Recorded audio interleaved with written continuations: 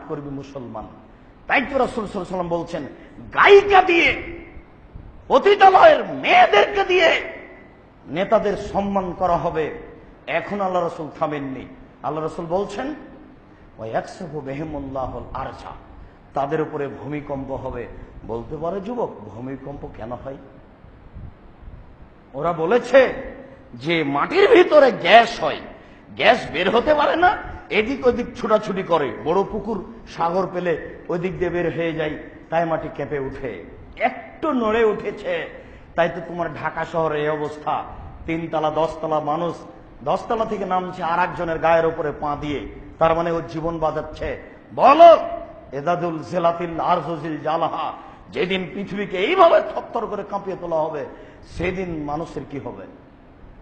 এর নাম ভেতরে গ্যাস আছে এটা কথা নয়, এর নাম ক্ষমতা। আল্লাহ সব কিছু পারেন, তোমাকে একটু দেখাচ্ছেন। একটু নড়ে উঠেছে, এটা জোরে নড়ে উঠলে কি হবে?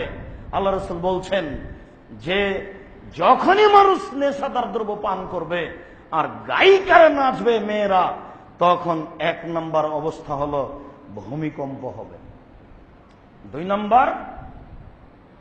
2 নম্বর হলো আল্লাহ তাদেরকে শূকর এবং বানর করে দিবেন। এই বাক্যটি আবার নিয়ে আসছি, তার আগে পরের হাদিসটি বলি। আনাস রাদিয়াল্লাহু তাআলা আনহু বলেন, রাসূল সাল্লাল্লাহু আলাইহি ওয়াসাল্লাম বলেছেন, লা ইয়াকুনান্না ফি হাযিহিল উম্মাহ, অবশ্যই অবশ্যই আমার উম্মতে 3টি বিপদ হবে 3টি পাপের কারণে। অবশ্যই অবশ্যই আমার উম্মতে হবে 3টি বিপদ 3টি পাপের কারণে। 1, খাসফুন, ভূমিকম্প, ভূমিধস। 2, মাসখুন, আকার আকৃতি পরিবর্তন। সকালে ছিল, সন্ধ্যায় ছিল মানুষ, বিকালে সকালে হবে শূকর বানর। সন্ধ্যায় ছিল মানুষ, সকালে হবে শূকর বানর, হবেই। 3, কাজফুন, সর্ব ধরনের সমস্যা নেমে আসবে। সর্ব ধরনের সমস্যা, মসজিদে মারামারি, মাদ্রাসাতে মারামারি, কলেজ বিশ্ববিদ্যালয়ে মারামারি, জেলখানাতে মারামারি, যেখানে সেখানে মারামারি, এটা হবেই, এটা হবেই হবে।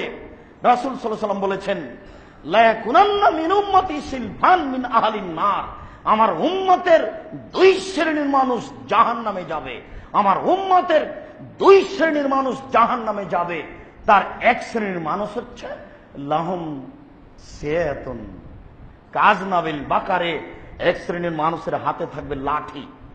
লাঠিটা হবে গাভীর লেজের মতো, একদিক হবে চিকন, একদিক হবে মোটা।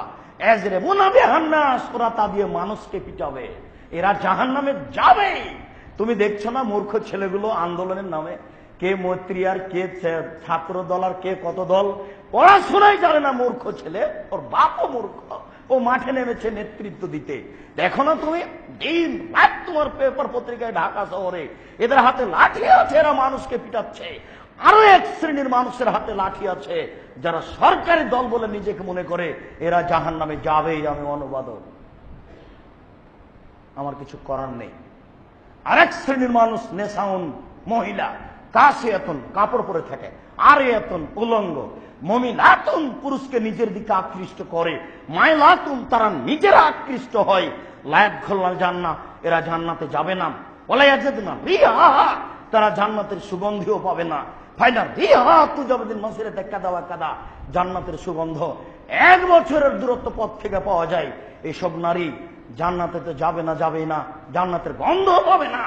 নগ্ন পোশাক পরে যুবক তোমার বোন হাঁটে, নগ্ন পোশাক পরে তোমার মা চলে। দেখো, এখনো তোমার মা বসে আছে নগ্ন পোশাক পরে, বাজারে আছে। কেন? তোমার বাপ মরেছে, তুমি মরেছ, ও বাজারে